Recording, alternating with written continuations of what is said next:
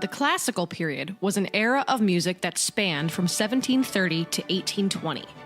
In the middle of the 18th century, Europe began to move towards a new style in architecture, literature, and the arts, generally known as classicism. This style sought to mirror the ideals of classical antiquity, the period of cultural history between the 8th century BC and the 5th or 6th century AD. It was centered around ancient Greece and ancient Rome, an area known as the Greco-Roman world. The classical period also coincided with the Age of Enlightenment, a time of radical change in social values focused on human rights and freedom of religion.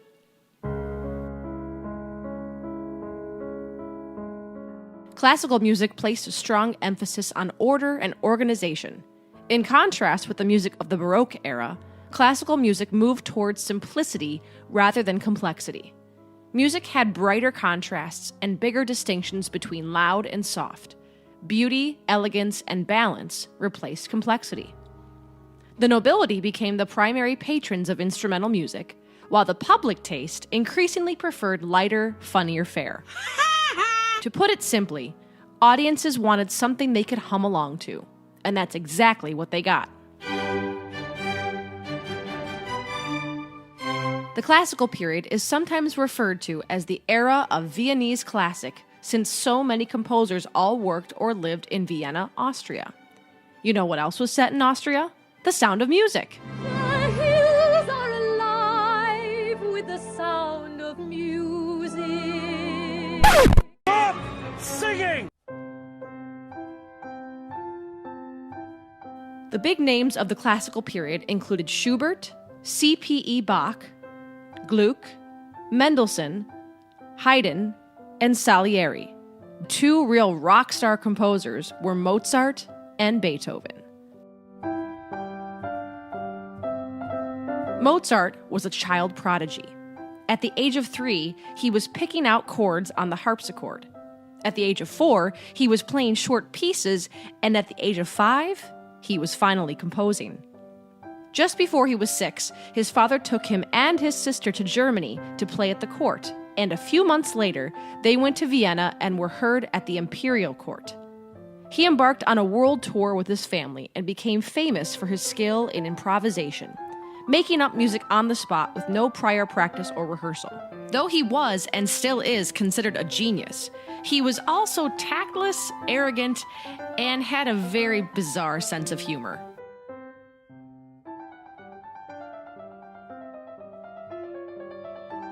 There's even a movie based on his life. Beethoven's music dealt with deep emotions and political affairs. It was heavier and composed on a much larger scale. He increased the size of the orchestra, and his pieces grew to mammoth proportions. Unfortunately, Beethoven began going deaf towards the end of his life. He continued to compose, but found it increasingly difficult to conduct his own pieces. When he died in 1820, he not only left a legacy on the classical period, he basically began the next period. The music he composed towards the end of his life was so new and revolutionary that it had to be called something different, something a little bit more romantic.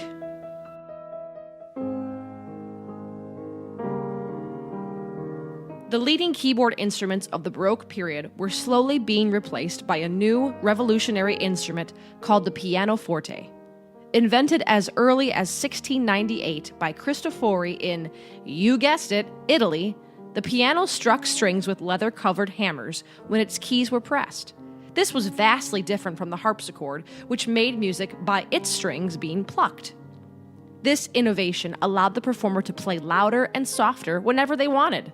As a result, they could play with more expression. A few other instruments were introduced to the concert scene: the horn, trumpet, clarinet, flute, and oboe. The orchestra began to increase in size, range, and power. As woodwind instruments got better and more versatile, they established their own section in the orchestra.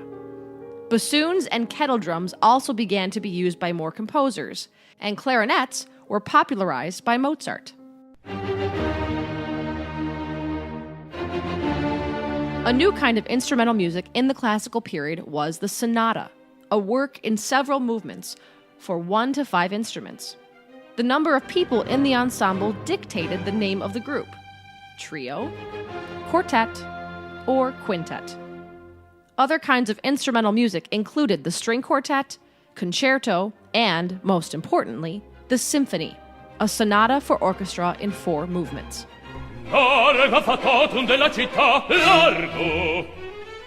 Vocal music, choral works, and opera were very important during this period. Folk songs, or songs for a singer and piano, became popular, but opera still reigned supreme. Mozart himself wrote several operas, including The Marriage of Figaro, The Magic Flute, and Don Giovanni. And to make a long story short, Classicism inspired classical music, and those cool-looking columns on big houses. The general public wanted music that they could hum along to, with content that made them laugh. Me fail English? That's impossible. Vienna was the center of the classical period. Mozart was a child star and had a weird sense of humor. Beethoven was moody and couldn't hear. Harpsichord out, piano in. New instruments flooded the orchestra, which grew to the size of a flash mob.